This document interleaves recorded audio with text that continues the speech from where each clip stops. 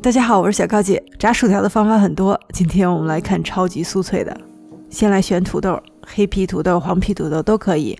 原则上呢，就是选吃起来非常干面的，它越干面呢，炸起来就越酥脆。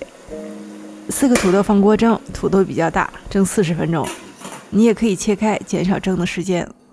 蒸好之后呢，筷子能扎进去就可以。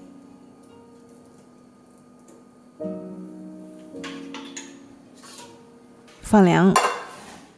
用一把小刀连削带剥，把土豆皮去掉，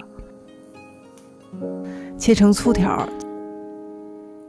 切开的土豆表面会掉渣渣，这些渣渣炸过之后呢，会形成它非常酥脆的表面。分2锅炸，这里是2个土豆，加入2大勺淀粉，摇晃盆子，让淀粉裹在土豆的表面，会有一些小块掉下来都没有关系。油温165摄氏度下锅炸，开中小火。盆子里的小土豆块还有一些渣渣，不要下锅，它们自有用途。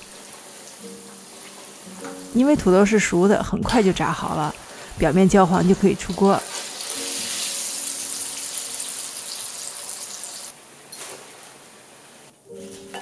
土豆蒸过之后呢，薯条的表面是凹凸不平的，再粘上干淀粉，炸过之后，你看它的表面实际上是超级酥脆的。